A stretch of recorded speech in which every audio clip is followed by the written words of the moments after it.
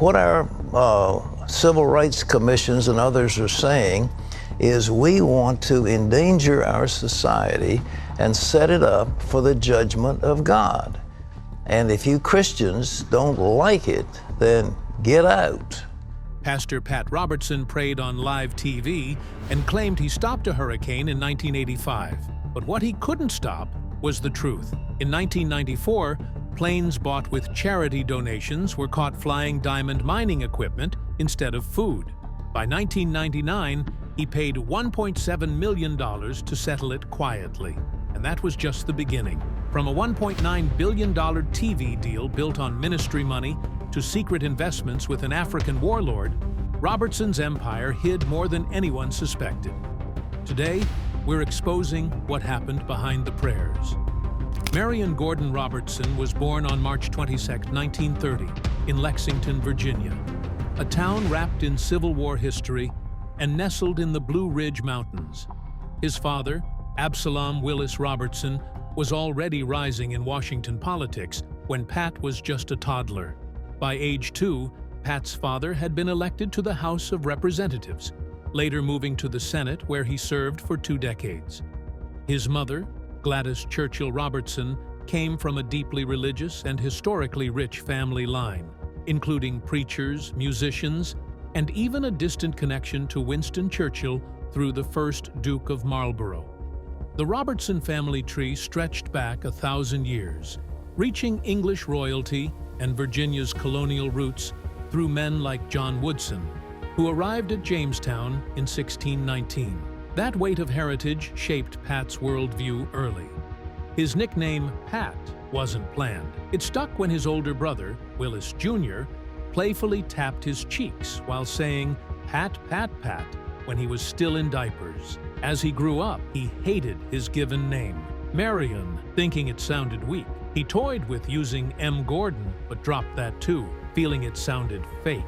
In the end, he leaned into the nickname that felt natural, simple, and human. It would later be known by millions. Despite his father's enormous political clout, handling tax laws in Congress and helping write the payroll system still used today, the Robertson family lived modestly.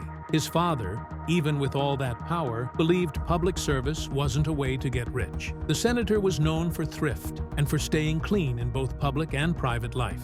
That example left a mark. Pat grew up in a home that taught discipline, service, and humility. But politics could be brutal. In 1966, after decades in the Senate, his father lost his seat by just 611 votes out of over 433,000 cast. It was a stunning defeat that helped end Virginia's Byrd political machine. Religion was stitched into Pat's life just as deeply. His grandfathers were Baptist ministers. One ancestor, James Robertson, was an Anglican priest who arrived in Virginia in 1695. On his mother's side, more clergymen filled the branches of the family tree. His mother had a powerful spiritual awakening during the Second World War and became a born-again Christian. After that, she turned away from Washington's social circles and quietly prayed both her sons would follow her path. When Pat was just 11, in the same year Pearl Harbor was attacked, he was sent to the McDonough School near Baltimore. The school was strict, military style, and tough, and it shocked a boy who had grown up with privilege. It set the tone. Years later, he would join the Marines and face real combat in Korea. But even before that, in 1940, he transferred to the McCallie School in Tennessee, another demanding prep academy. At McCallie, he woke up at 5 a.m., drilled with rifles, endured cold inspections, and still managed to graduate with honors by 1946. He was 16. That same year, he entered Washington and Lee University. He studied history and joined Sigma Alpha Epsilon. While excelling in class, he chased romance across nearby women's colleges and maintained a 3.82 GPA. He finished magna cum laude in 4 years. Professors noted his perfect scores in constitutional law and American history. He was elected to Phi Beta Kappa in 1949, an honor reserved for top academic performers. Though he joked later about spending more time chasing women than books, his transcript told a different story. Straight A's in nearly every subject. Still, His fraternity brothers remembered a rebellious streak. He organized late-night road trips, crashed parties, and once borrowed the university president's car to go joyriding, returning it with an empty tank and a scribbled apology. In June 1948, when the draft returned due to Cold War tensions, he didn't wait to be called. At 18, he enlisted in the Marine Corps Reserve. He went through basic training at Quantico, ranked 12th out of 247, and returned to college later that year as a reservist.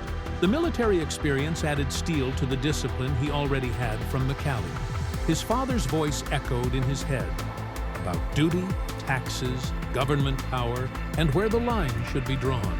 Pat absorbed those talks over dinner, watching his father resist things like federal overreach and progressive tax hikes, arguing that anything above 25% was government theft.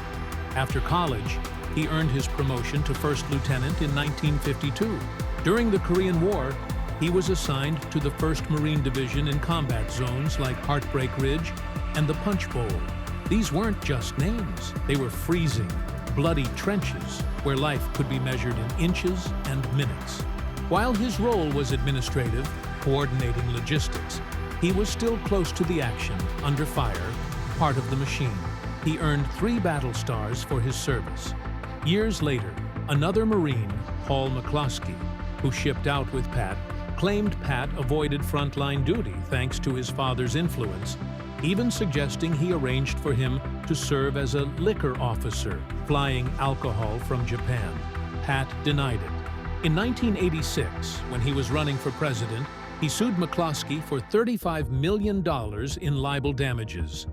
But as Super Tuesday drew near in March 1988, he quietly dropped the case, paid court costs, and never refiled. His team cited scheduling conflicts. The judge dismissed the case with prejudice. After leaving the military, Pat's life drifted. He had the resume: a Marine officer, Yale law grad in 1955, Golden Gloves boxer, but failed the New York bar and took a job in electronics with law school buddies. He drank. He called himself a swinger, hanging around New York's bistros and chasing pleasure. He chaired the Staten Island campaign for Adlai Stevenson in 1956, but felt hollow inside. None of it made sense anymore. The business ventures failed. The politics didn't fill the void. That same year, while dining with a Dutch missionary, he had a spiritual experience that changed his life forever. He became a born-again Christian. He had already secretly married Adelia Dee Elmer around 1954. They met at Yale. He was in law school. She was studying nursing. They eloped because their families wouldn't approve. He was a Southern Baptist with Democratic roots. She was a Catholic Republican from Ohio. They didn't tell their parents, didn't have a church wedding, and went ahead with a civil ceremony. That marriage would last 68 years. In 1952, Pat Robertson entered Yale Law School, likely under the expectation of his powerful father that he'd follow a polished path in politics or business. He graduated in 1955 with impressive grades, finishing near the top of his class. Everything looked perfect on paper, except when he sat for the New York bar exam. He failed just once, and he never tried again. Decades later, at a Yale event, he admitted that he had never read the Constitution. Even though he took constitutional law for a full year, no one had ever asked him about it. His failure wasn't just a misstep, it revealed that his heart was never really in law. That became clearer a year later. In 1956, over dinner in Philadelphia, he met Cornelius van der Breggen, a Dutch missionary who had survived World War II and lived with deep humility. That night, van der Breggen quoted a verse from Proverbs that hit Pat hard. "Trust in the Lord with all thine heart." Something shifted. Pat Robertson, the Yale-educated businessman on track for a high-salary job at W.R. Grace, walked away from it all. He gave up his corporate training. He even dissolved a promising electronics startup he had co-founded with his law school classmates. His family was stunned. To them, it made no sense. But for Pat, it was the start of something bigger. By late 1956, he was in seminary in New York. For 3 years, he immersed himself in theology, the Bible, and a circle of charismatic believers who practiced speaking in tongues, an unusual thing in traditional churches. Even as he explored this spiritual path, he stayed officially aligned with the Southern Baptist denomination, which didn't support those practices. That choice, too, reflected his pattern. Walking the line between convention and personal conviction, his family remained uneasy, thinking he was wasting a world-class education on something that seemed too vague, too emotional, too unpredictable. In November 1959, with no job security and just $70 to his name, Robertson packed his wife Dee Dee and their 3 kids into a car and headed to Tidewater, Virginia. He didn't even own a television, yet he was determined to launch a Christian TV network. He found a bankrupt UHF station in Portsmouth and somehow raised the money to buy it. In January 1960, he filed the papers to incorporate what would become the Christian Broadcasting Network. By October 1st, 1961, CBN went on the air, barely. The signal barely reached the end of the block. He'd send people down the street to the corner drugstore to see if it was working. That's how shaky it all was. But before any of that happened, Robertson tried to pastor a small church in Bedford, Virginia. He lasted 6 months. The doctrinal fights, the pressure, the reality of ministry life, it broke him. He walked away, burnt out, with no income and a growing family to feed. At his lowest point, he sold kitchen utensils door to door. One of the most educated men in America, with degrees from Yale and seminary, was knocking on doors trying to sell pots and pans to strangers.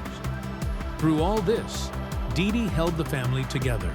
Their first child, Tim, was born in 1954, conceived before they were married, a detail that would later surface in his 1988 campaign. Their daughter Elizabeth was born in 1956, the year of Pat's conversion. Their son Gordon came in 1958, during seminary, and their youngest Anne in 1963. Each child arrived in the middle of some career pivot or spiritual transition. Each marked a point in the story when things were still fragile. In 1960, he purchased the YH-TV station named after Yahweh.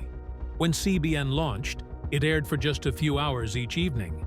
It refused commercials because there was no budget. In 1963, CBN was nearly bankrupt again. Operating costs were $7,000 a month.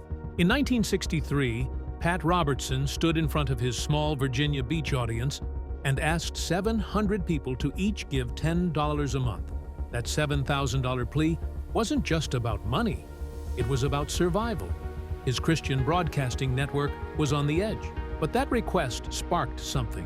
By 1966, the 700 Club was born, and within a decade, it wasn't just surviving, it was everywhere. In 1977, the same show hosted both Jimmy Carter and Ronald Reagan.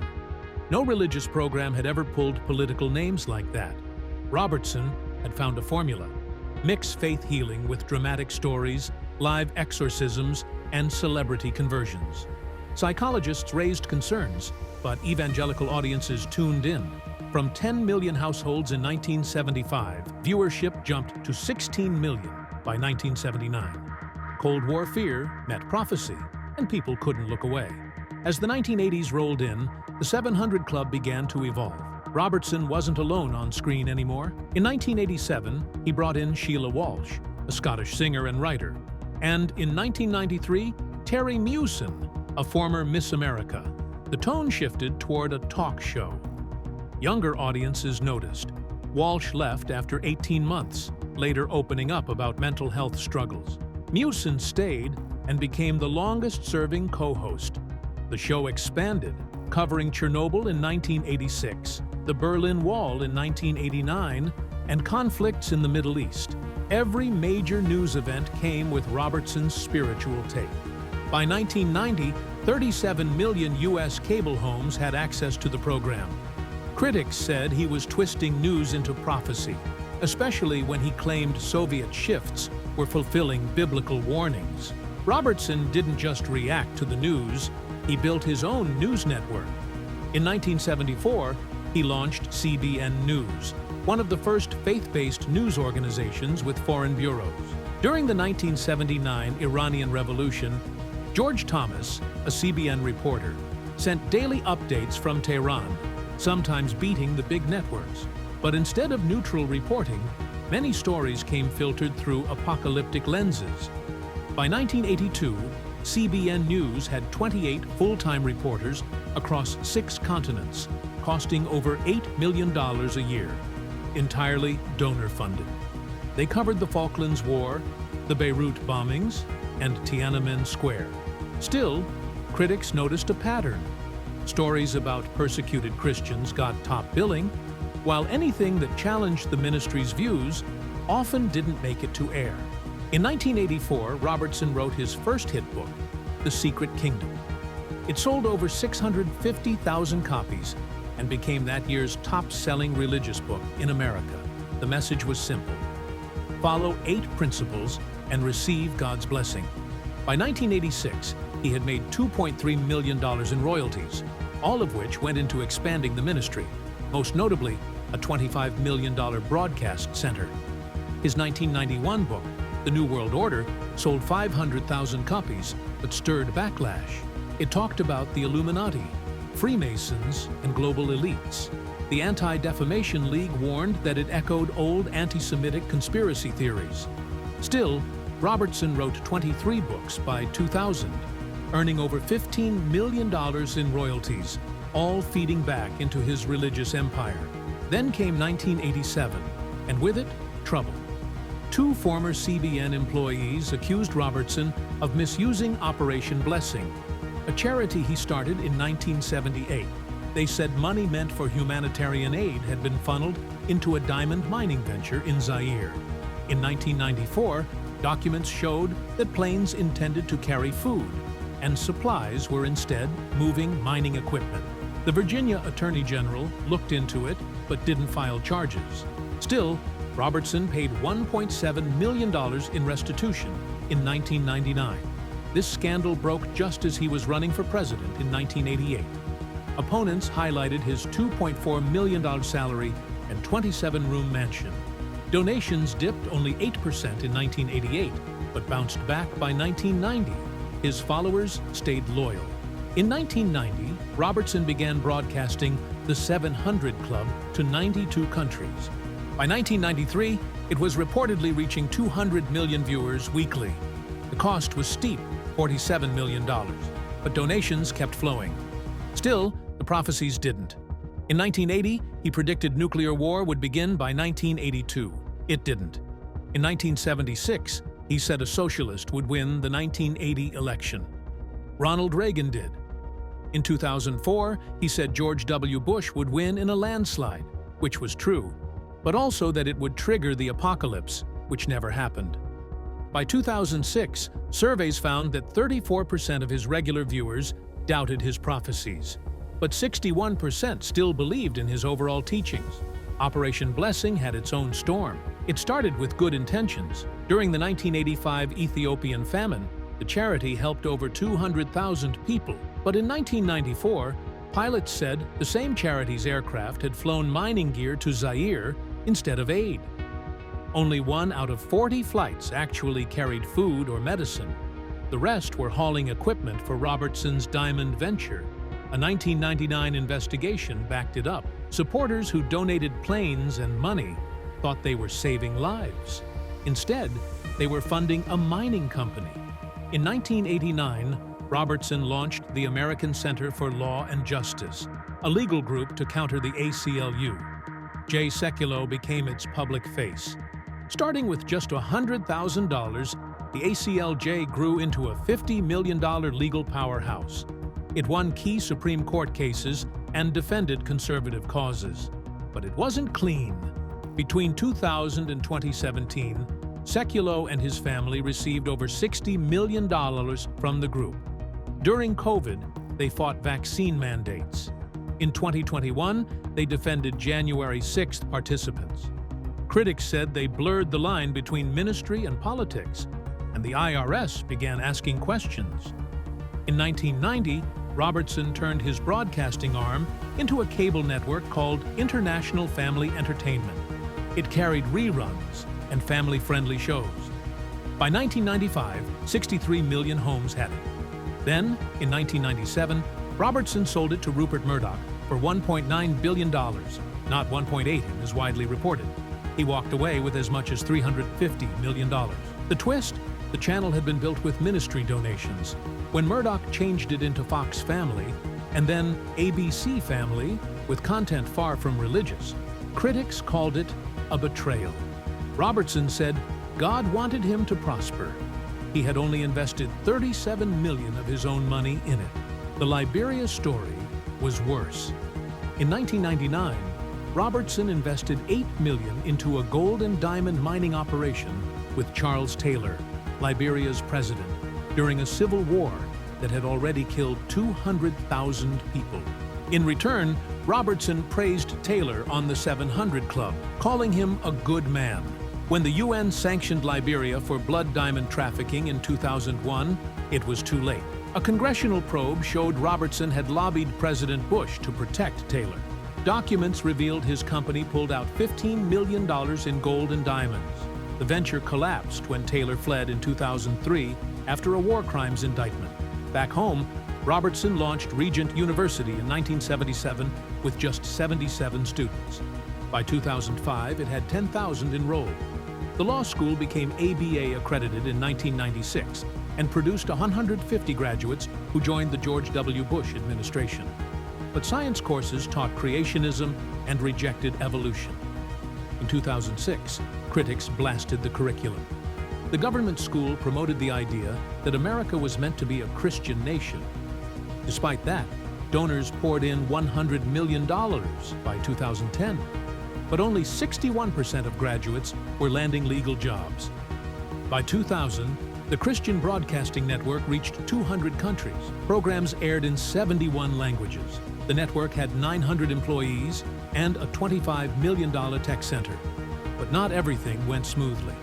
In 1987, Robertson opened Faith Mountain Water Park in Virginia. It was supposed to be a Christian alternative to amusement parks. The slides had biblical names. Staff had to sign faith agreements. He hoped for 500,000 visitors a year. Only 150,000 came. The park lost $12 million and closed in 1988 after just 2 seasons. Local residents sued him, claiming he had misled them about economic benefits. Robertson quietly moved on. He never mentioned the park again. In October 1987, something unexpected happened. Pat Robertson, known to millions as a televangelist, stepped away from his ministry to run for president. It wasn't a joke or a publicity stunt. He was serious. He already had the attention of millions of evangelicals through his show, and he used that reach to register more than 3 million voters using something called Operation Blessing. When the Iowa caucuses came around on February 8, 1988, the political world was stunned. Robertson didn't just show up. He beat Vice President George H.W. Bush by pulling in 25% of the vote, while Bush came in third with 19%. This wasn't just a headline, it was a warning shot. The religious right had entered politics, and they were organized. Robertson's campaign wasn't fueled by billionaires or party machines. It was powered by viewers of the 700 Club, everyday believers who sent in small donations, building a war chest of more than $26 million. For the first time, it became clear that a TV preacher could turn followers into voters and money into momentum. But the campaign that started like a rocket didn't stay in the sky for long. His policies weren't subtle. He called for a total ban on abortion, no exceptions. He demanded mandatory school prayer. These ideas thrilled his base, but pushed away moderates. And then came the stranger stuff.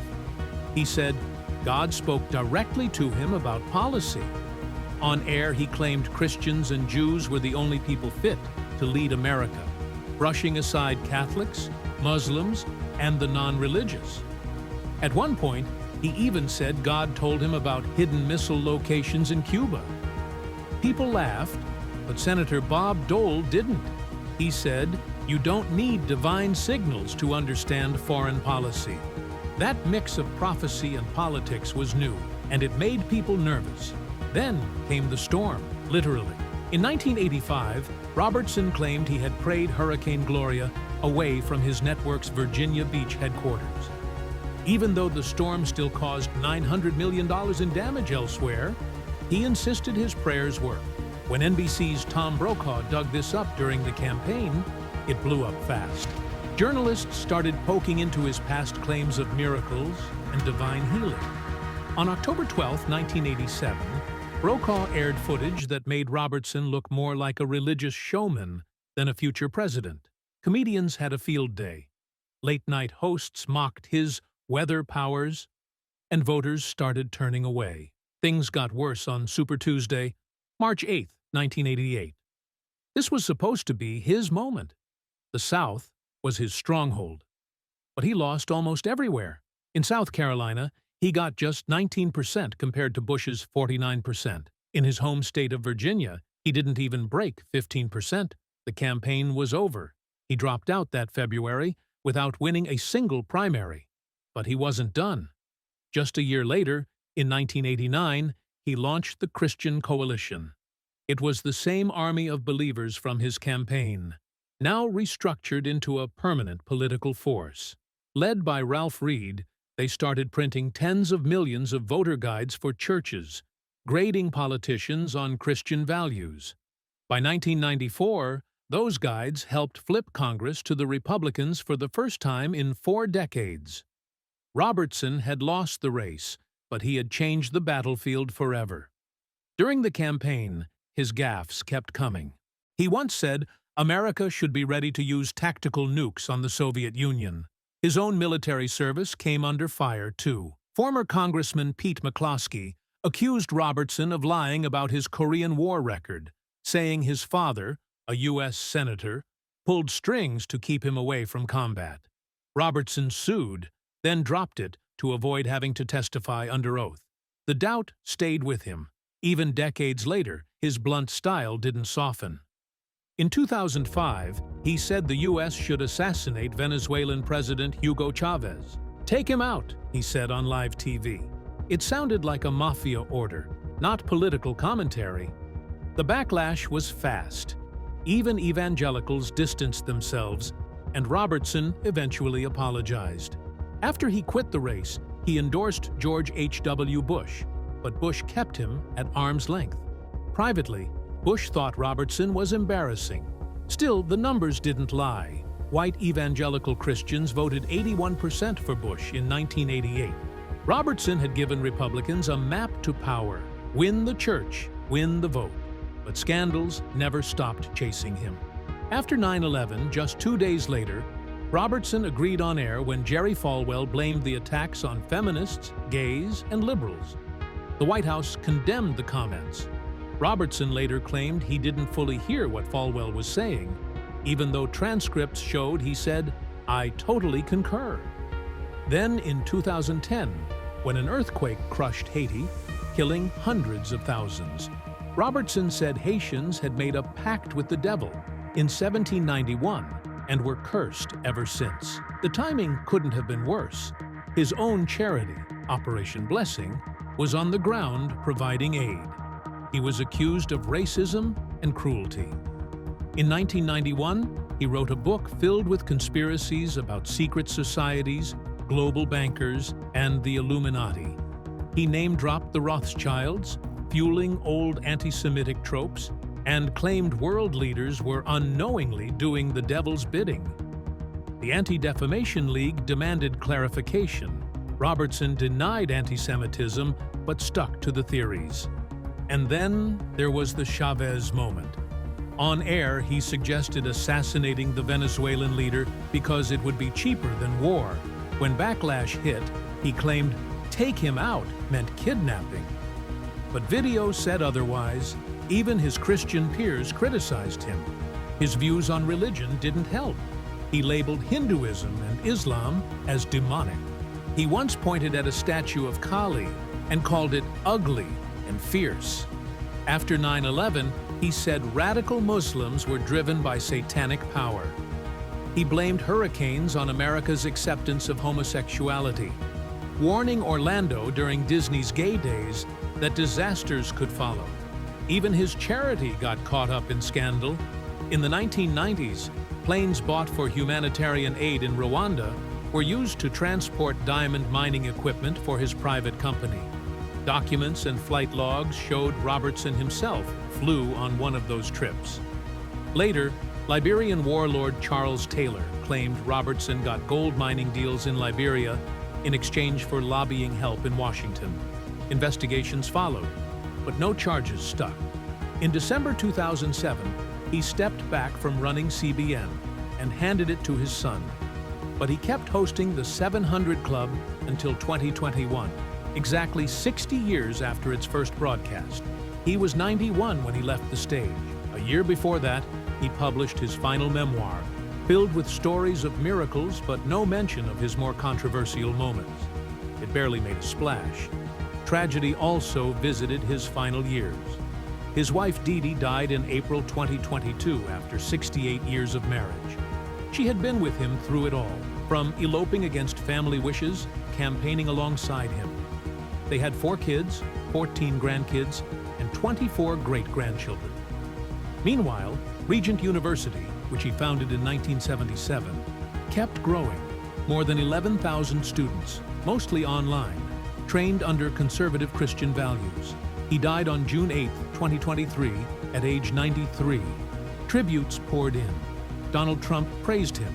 Franklin Graham called him a friend, but not everyone mourned.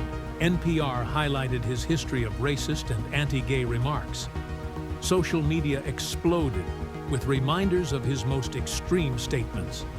More than 2,000 people attended his private memorial at Regent University, while the rest of the country debated his legacy. His estate, reportedly worth over $100 million, continued funding CBN and Operation Blessing. But arguments flared about what he really stood for. Did he bring Christian values into politics? Or did he poison them with division and extremism?